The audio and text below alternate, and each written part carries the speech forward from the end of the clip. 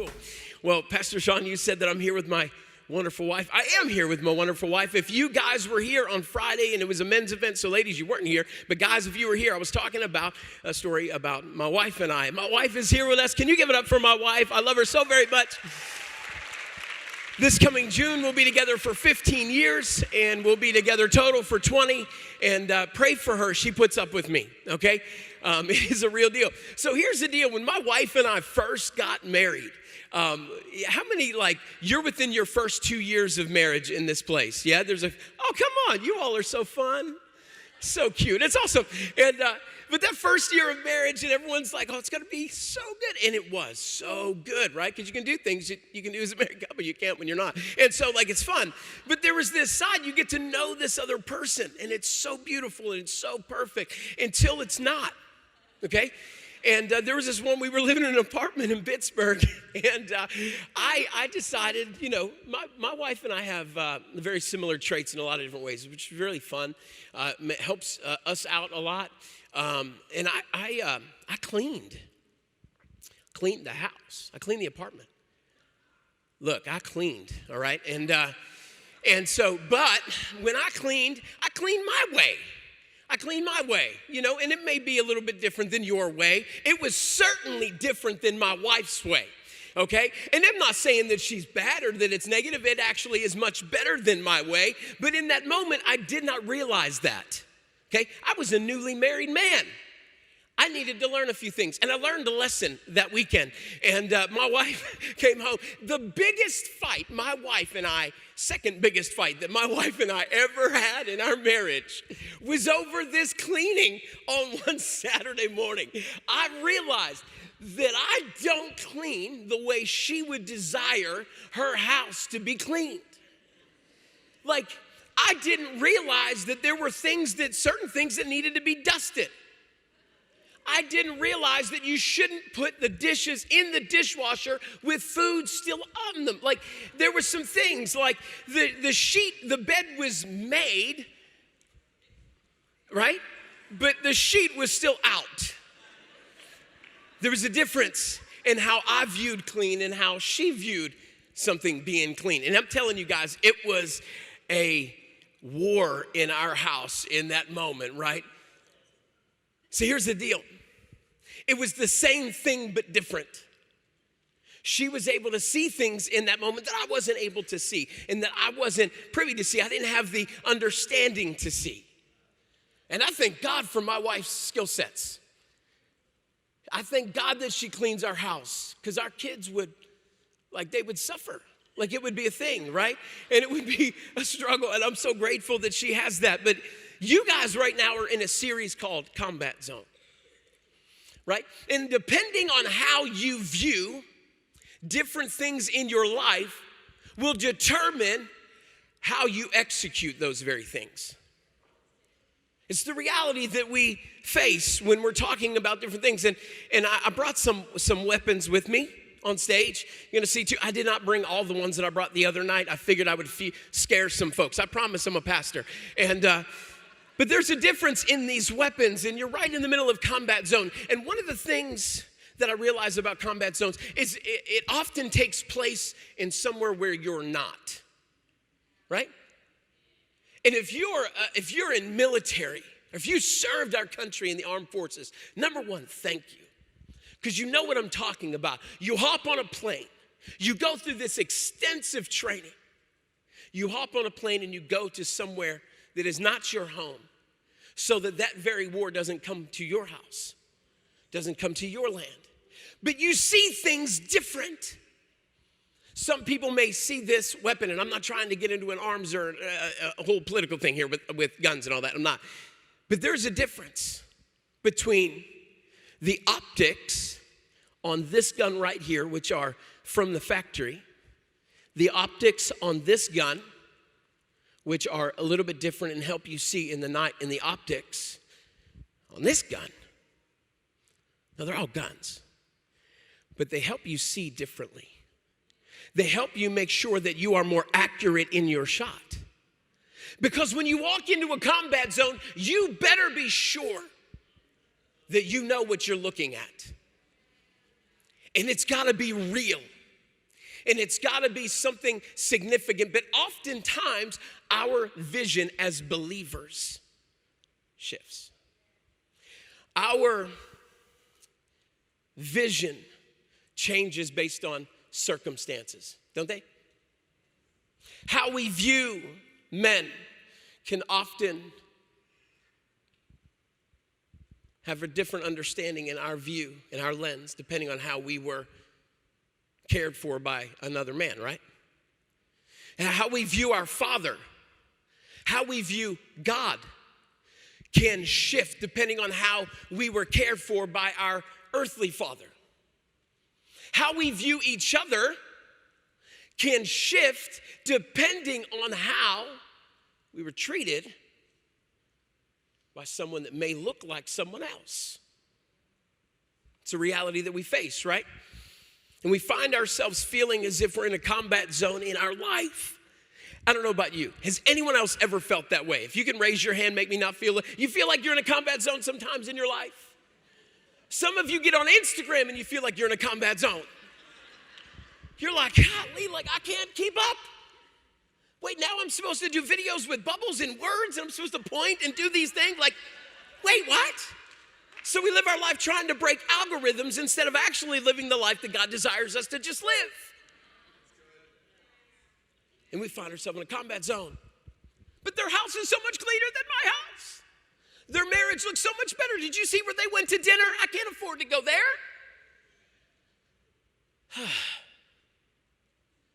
We find ourselves in combat zones. The battles that we fight are not flesh and blood, but there are principalities and power. The battles that we face are spiritual. And we're going to see that here in just a minute in 2 Kings chapter 6. But we find ourselves in these battle zones, these combat zones, and you ask your children to clean the room, and it's different than how you thought it was going to turn out. The type of vacation that you should take looks different than the one that your husband planned, and you wind up finding yourself in a monster truck show, and you're like, how did we end up here? How you thought that job was going to turn out.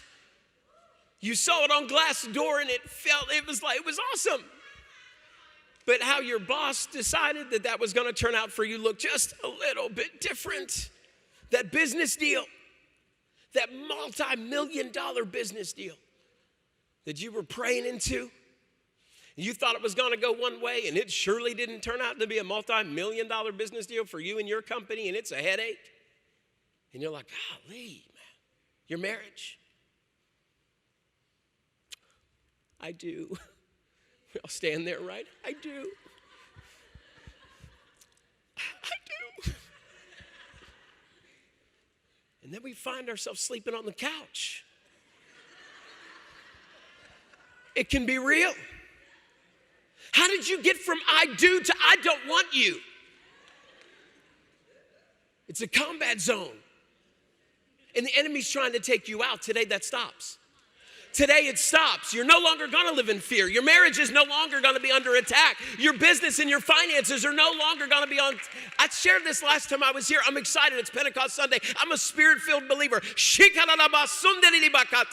going to speak the word of God today and shake the church a little bit. Can I do that, Bishop? Can I do that? Because I'll be honest with you. I watch some people that walk around and they have the armor of God on because they pray it in the morning. And by the end of the day, they threw off the junk. And the church is not meant for that. We are in a combat zone, whether you want to believe it or not. The optics you have on your weapon will determine the outcome of your life on this earth and the one to come. I promise you that. And we're going to find that in every situation we face. It's how we view it that matters. And we're going to see this in 2 Kings. And I'm going to preface this by sharing just a little bit in advance of this because I want to build up to this. It said the king of Aram was at war with Israel. And after concurring with his officers, right, he was talking. The Bible uses fun language. Every move that this king made against Israel, they knew. And he was like, how do they know? He's trying to figure this out. And they were like, the man of God is telling the king of Israel prior to you, because he's receiving it from God and he's letting them know. And he's angry because he's like, I'm trying to kill these fools and this dude's giving away my secrets. And so he sends his army. He said, find out where this dude is, right? We're talking about Elisha. And I want you to capture him. What he's saying is, yo, bro, go kill this fool so that I can kill these people. Right? It's basically what he's saying. And so they find out where he is. And they send an army over to capture him and his servant so that they can no longer tell and share the secrets. I wonder what battle that the Lord is already fighting on your behalf that you have no idea about. I wonder what he's protecting you from. I wonder what he's doing and has done in you to get you to where you are so that you have the story that you have so that it could change and transform someone else's life. I just wonder. But then we pick it up right here. And Elisha prayed because here's this servant. God love his servant. He says the man of God's servant. This fool is scared. He wakes up in the morning and sees an army surrounding him. Ah! Right? Some of you woke up this morning and you felt like there was an army surrounding you. And it looked like your kid. Or you looked at your finances and it's surrounding, or you're looking at a pending lawsuit that's coming up and it looks like an army that is surrounding you. Right? You looked at your faith and it looks like there's an army surrounding you because you just can't see beyond the junk. There's just so much junk, Chad, you don't understand. I prayed for my loved one and they died. It didn't work for me. So it's funny when it's just a cleaning story, but when it gets real, it's legit. It's real. I didn't want this addiction. I don't want it, and I prayed for it, and it's still there. Oh, okay. I am loud. I'm short, but I'm loud. Can you get there with me? Can you just be real with me? Because you're facing a battle. There's a war going on. There's a combat zone. And today's message is entitled Optical Warfare. Optical warfare. We are going to change the optics of how you visualize warfare. We're going to change it. Because in a moment, we're going to watch Elisha change it for his servant. Here's where we pick it up. Go ahead to 2 Kings. And Elijah prayed. Here's his servant, right? He's scared. He's worried. If you've looked at this world recently, you could be a little nervous. Just saying. He's nervous. He's scared. And Elisha prayed, open his eyes, Lord, so that he may see. Then the Lord suddenly opened his eyes, the servant's eyes, and he looked and saw the hills full of horses and chariots of fire all around Elisha. We're going to stop. The servant in that moment was so scared and was so tormented by what he was seeing in the natural. And if you're a note taker, you'll love this. The reality that we face often, even in our own life, is this understanding and reality of fear. He was scared. He was fearful by what he saw in the natural. And here's the thing. Fear hinders what we can see in the spirit. Fear hinders what we can see in the spirit. The servant couldn't see it. Oh, but Elisha could. You may not be able to see the restoration process of your marriage right now. Oh, but it's coming. That child that's away from God and you're concerned. You may not be able to see. Oh, but that doesn't mean it doesn't exist. I've always lived in debt. I'm always going to live in debt. It's a generational thing. No, In a year filled with pandemic and craziness, my wife and I had the privilege this past year becoming debt-free for the first time in our adult life. Don't tell me you cannot walk in faith, walk in everything that God has for you. First time. I even changed jobs, had no idea what God was going to do. I'm like, the week before I changed jobs, I was fine. There were 6,200 people at the church that day when I changed, when I got up and Pastor Scott prayed over us in our transition. The very next week, church around the world shut down. And I was joining a global church planning organization. How do you do that? You can't go anywhere. That year, we planted 333 churches in 49 countries. Come on, somebody. Come on. What you can't see in the natural, God will do in the spiritual. Even this year, even with the transition of politics and all that, so I'm not going to get into all that junk, right? But even this year, it's been so fun to watch. 51 churches the first month, 49 the next, 50 the next. And we're on track this month to do 60 plus churches in 27 countries around the world. Come on, somebody. Can you shout that God is doing something in the globe? But the servant was scared. I don't know if I can do anymore. I'm so depressed. I don't know if I can move on. Yes, you can. But the doctor says I need to be on all these medications. I just can't seem to get there. I'm telling you, you can. It just takes a little bit of an optic shift. Because the military uses very specific things, and they call them optics, right? So they're usually on top of their helmets. I was going to bring one today because I have a weird friend who has a lot of that stuff. I get the privilege of being a chaplain for some special forces soldiers from Washington, D.C. to Virginia down here to West Palm Beach. And these guys, I love being around them. I'm slightly fearful when I'm around them, but I know I'm really safe when I'm around them, right? And they have weird stuff. And so, but when they're in the middle of darkness and they cannot see in front of them, they just shift their night vision down in front of them. And all of a sudden, what's hidden in darkness becomes very, very visible.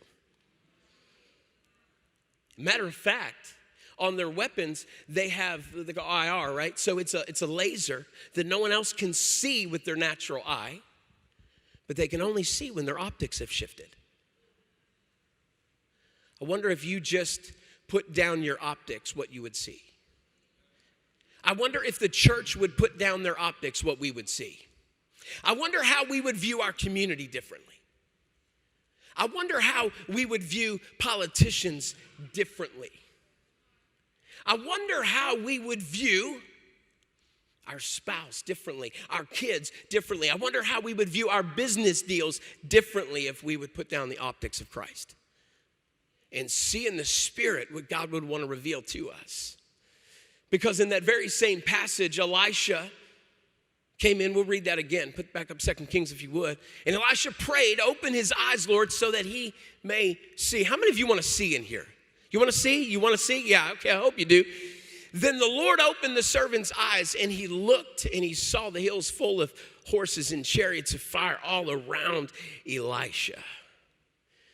Guys, here's the deal. Fear hinders what we can see in the Spirit, but faith produces an eye to see what's real.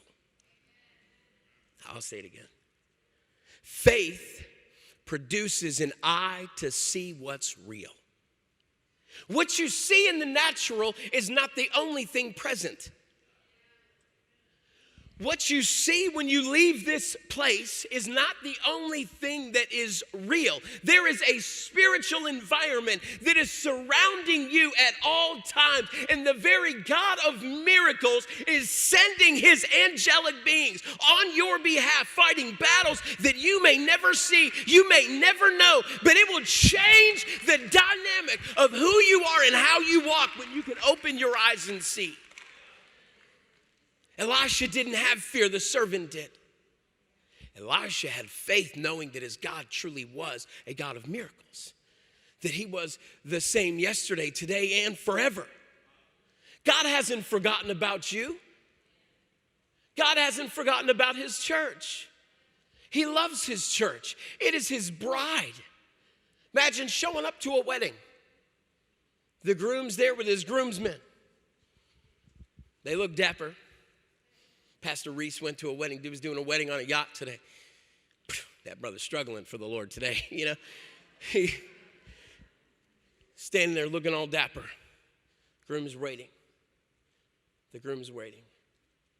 And the bride never shows.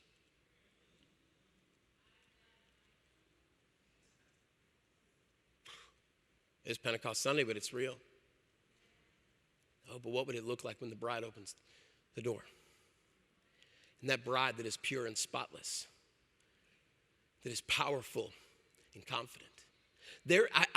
I firmly believe that there's probably not a more confident day in a woman's life than the day that she walks down the aisle to her husband. Everyone in the room has their eyes on the bride. We're living in a season where people are just waiting for the bride to stand up. Come on, somebody. We're living in a day where everything else has failed. Right? There's only so many stimulus checks that can go out until we start to truly believe that God owns the cattle on 1,000 hills and that he is your provider. And that $1,300 in the grand scheme of life doesn't do much for us anyway. Unless you got really in early on Tesla or Bitcoin. Then it did a lot for you. But he is God. And my hope today in this message is just to help you see that if we would just shift our focus just a little bit, because fear is going to hinder us from seeing in the Spirit. Faith produces an eye to see what's real in the Spirit. Here's the thing, though, abundant life. We must determine which we will rely on. We have to determine that. We have to determine, are we going to live in this state of fear? And we can say it different things. I'm just being a realist. No, you're living in fear. False evidence appearing real.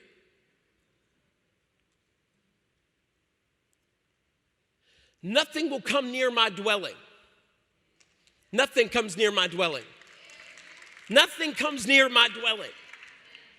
My God is a healer. He is a provider. He is a renewer. He's a restorer. He's a rebuilder. He is the God of miracles. He is the God who gave his only son to die on a cross so that anyone that would believe in him will be saved. If you're here and you're new and you've never heard a message like this before, please let me tell you. Whatever God you once knew, if it is anything other than he loves you, he wants to bless you, and he is here for you, it is not the God of the Bible. You need to switch your optic and put it down and see what's real. Because there's a darkness in this hour that would have us believe in all kinds of junk. It is unbiblical even if it sounds it. It is unspiritual even if it sounds it. The people on any of the 5 major channels that we have a tendency to watch often do not have your best interest at heart. And they surely don't want the church to succeed in this hour. Right?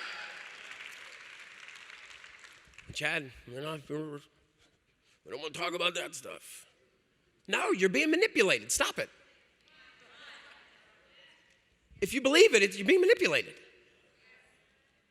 You can tell you're being manipulated because they're talking. Because when the devil talks, he speaks his native tongue. And if it does not agree with this incredible word,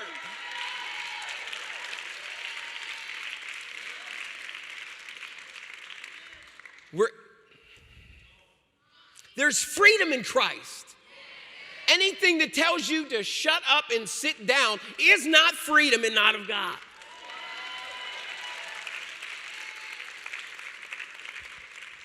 Anything that's telling you that your marriage is over, today you get in that house, you say, absolutely not, we're working this out. We're working this out. in your business. Well, I guess we're just going to have to close it down. Absolutely not. Dream again. Dream again.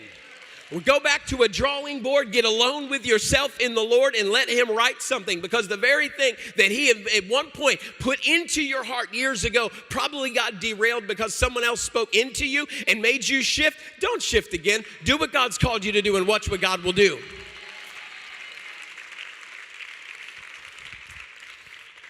At hundreds of yards, that optic that is thousands and thousands of dollars will take out the enemy.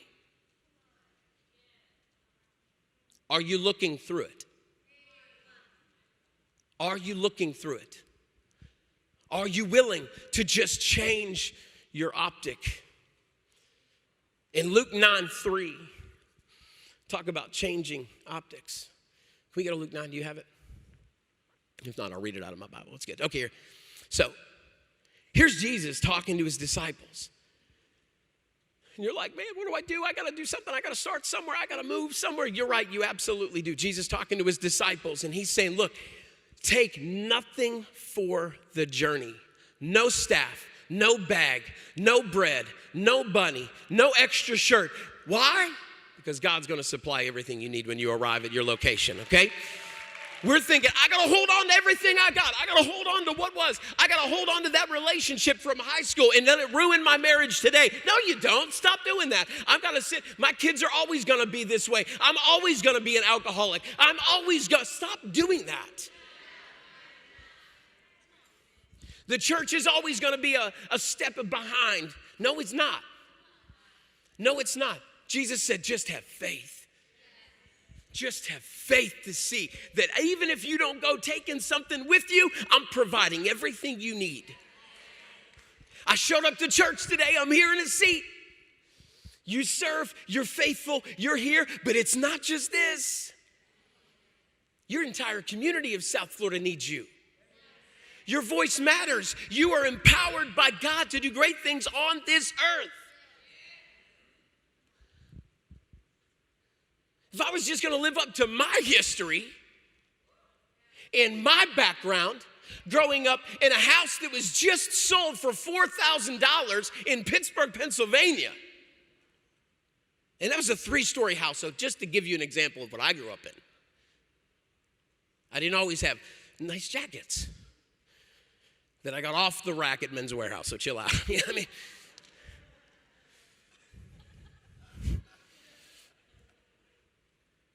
But if I was just going to live the way I was supposed to live, I would be beating my wife. I would be into drugs and alcohol still. And I would not be doing anything for the kingdom of God. You have a plan and purpose for your life. His plan and purpose for your life is good. It is pleasing. It is awesome.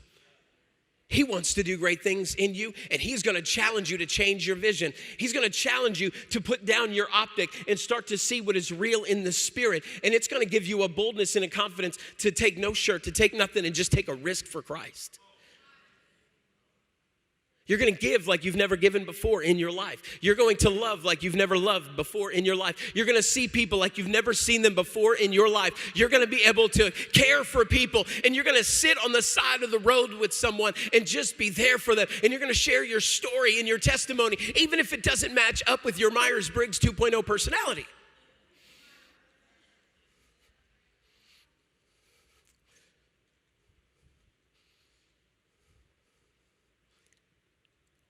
This is a combat zone. This is optical warfare. How we see in the spirit determines how we live on this earth. And it is time, my friends, to switch optics. Romans 10:14 is really, really critical. I have it. Cool. I'm a global church planner. That's what I do now. I get the privilege of hanging out with churches and church pastors all over the U.S. I get to help them. I get to listen to them. I get to pastor pastors, and I count it a privilege. But ultimately, at the end of it, I'm a global church planner. And this is how I live my life in Romans 10:14. It says, how then can they call on the one that they have not believed in? And then how can they believe if the one whom they have not heard? And then how can they hear without someone preaching to them? And how can they hear the preacher if we don't actually send a preacher? We need to change our optic, because we can get so focused, Bishop Pastor, that we can just see our church, that we can just see our family, and we can miss that there is a very large world that needs us to impact it for him. We do need to care about what's happening in Israel and Palestine. We do need to care about what's happening in Liberia. We do need to care about what is happening in Africa. We do need to care about what is happening around the globe. We need to care about what is happening in Fort Lauderdale. We need to care about what's happening in Bricktown. We need to care about what's happening in Palm Beach. We need to care about what's happening in Charlotte. We need to care about what is happening in Bangor, Maine. We need to care about what is happening in LA. And that's a crud mess right now, right? We need to care about what is happening and shift our optics, because our optics will let us just see what's right in front of us.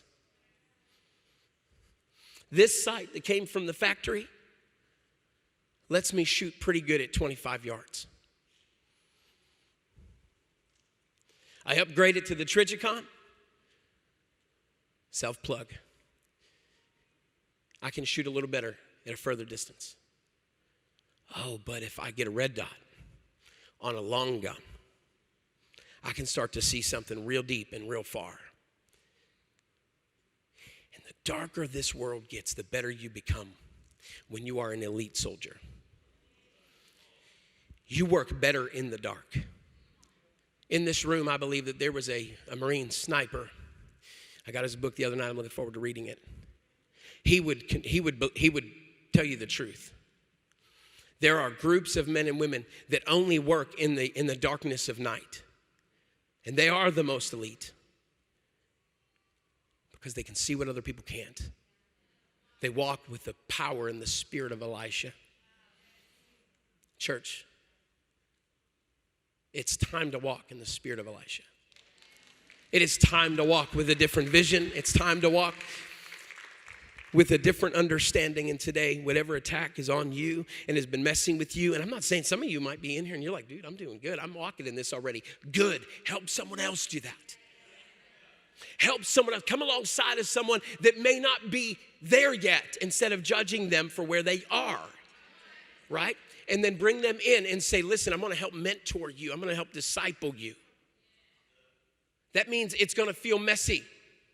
If you were here on Friday night, and if that brother's here, I'm so sorry, but I had these two gentlemen, these wonderful guys that came up, and one was in the military, one was not in the military. He's never touched a long gun before, and I had them both pick it up, and this guy pointed a gun right at Bishop, and it was awesome. And so I kind of wanted that to happen. I made sure I cleared the weapons prior.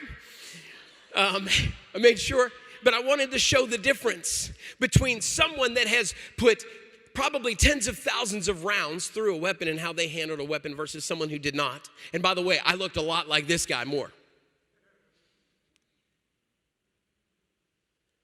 But you can get to this guy. It just takes dedication, it takes training, and it takes vision.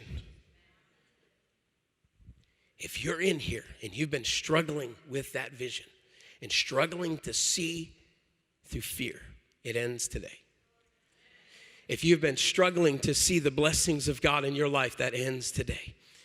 If you have been struggling to see the purpose and plan in your life, it ends today. And if you have been struggling to see you have any purpose at all, that ends right now. Can you pray with me? Hey, thanks for watching the Abundant Life YouTube channel. We hope that today's message has blessed your life. And don't forget, if you enjoyed today's sermon, you can always subscribe as well as share this message with your family and friends. Also, to support the ministry, be sure to hit the giving link located in the description below. Through your giving, we're able to continue to spread the gospel and reach our world with the life-changing message of Jesus Christ. Also, you can join us Sundays for all of our stream services on Facebook Live and AbundantLife.tv. And remember this, that God is a good God. He loves you and He wants to bless you today. Take care.